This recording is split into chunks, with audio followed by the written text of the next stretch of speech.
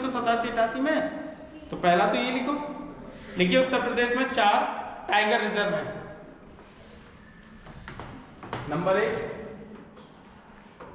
Dudhwa tiger reserve,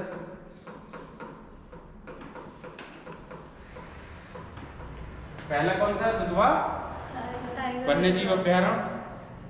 दूसरा लिखिए Pilibhit tiger reserve, Pilibhit.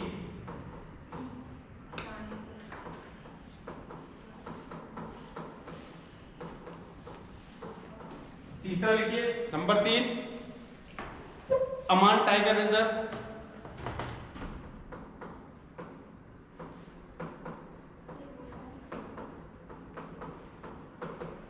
और एक रानीपुर।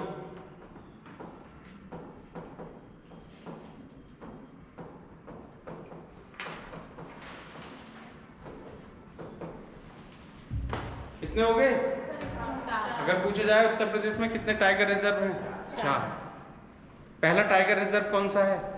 जो पहला नेशनल पार्क है, ठीक है। तो 4 हो गए हैं। पहला दुधवा है, दूसरा पीलीभीत है, तीसरा अमान टाइगर रिजर्व है और चौथा रानीपुर।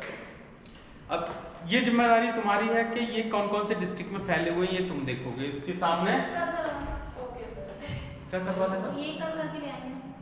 वो तो लाओगी करके और पहले तुम्हें बताओगी। पहले तुमसे पूछूंगा, ये तो तुम्हें पता है दुधवा कहाँ पर है, और ये 3 तुमसे पूछूंगा। हाँ, तो पहला सवाल तुमसे ही होगा, तैयार होके आना है। मैं रोज तैयार है।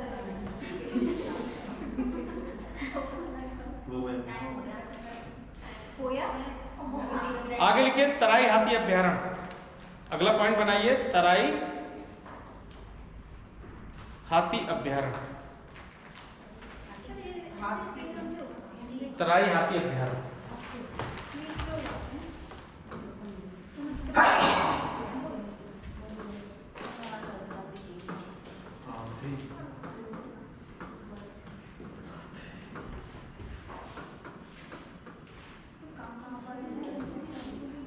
ये सब पढ़े हैं तुम लोगों ने? यूपी पढ़ा है? अब यूपी के 5 और 6 पेपर जुड़े हुए हैं। कौन कौन से? 5 और 6। अब सोचिए कि अगर यहाँ पे आ जाए कि उत्तर प्रदेश की टाइगर रिजर्व परियोजना के संदर्भ में लिखिए, और कितने पे आएगा? छोटा सवाल पूछेगा, कितने में? 120 सवाल वर्ड में। तो बताइए, थोड़ा सा लिखिए कि उत्तर प्रदेश में 4 टाइगर रिजर्व है, ठीक है। और थोड़ा थोड़ा जो है ना इनके बारे में लिख दिए। सवाल पूरा 120 नंबर में। अगर तुमने 100 में भी लिख दिया, 100 वर्ड में भी लिख दिया, तो भी सवाल हो जाएगा।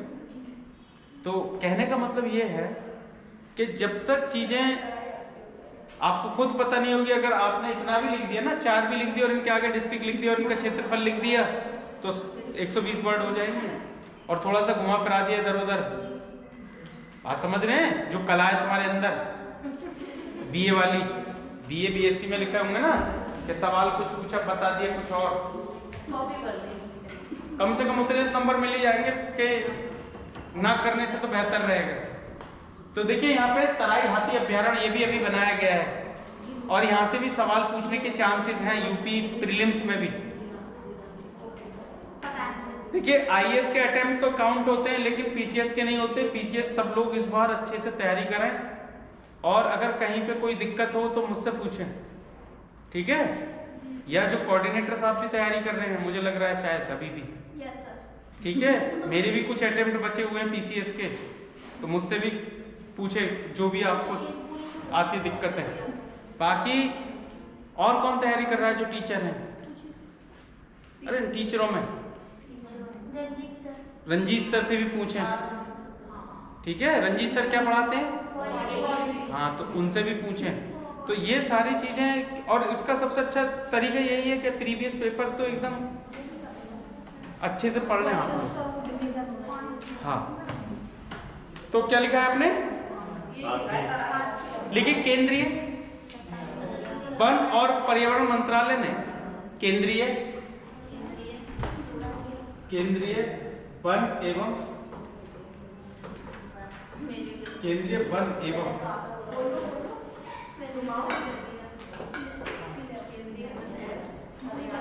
वन एवं पर्यावरण मंत्रालय ने तराई हाथी रिजर्व को 2022 में तराई हाथी रिजर्व को 2022 में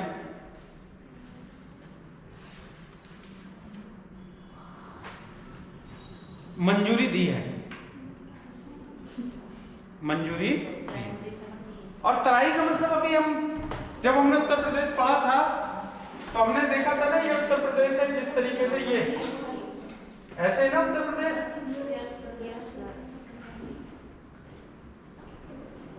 ऐसे ही तो है। और ये पूरा का पूरा क्षेत्र किसमें है?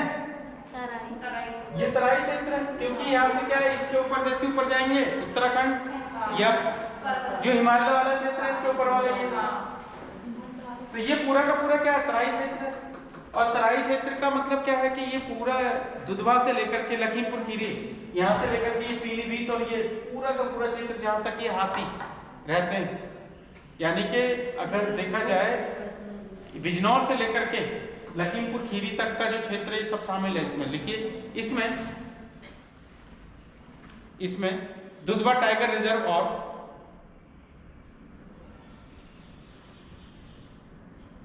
इसमें दुधवा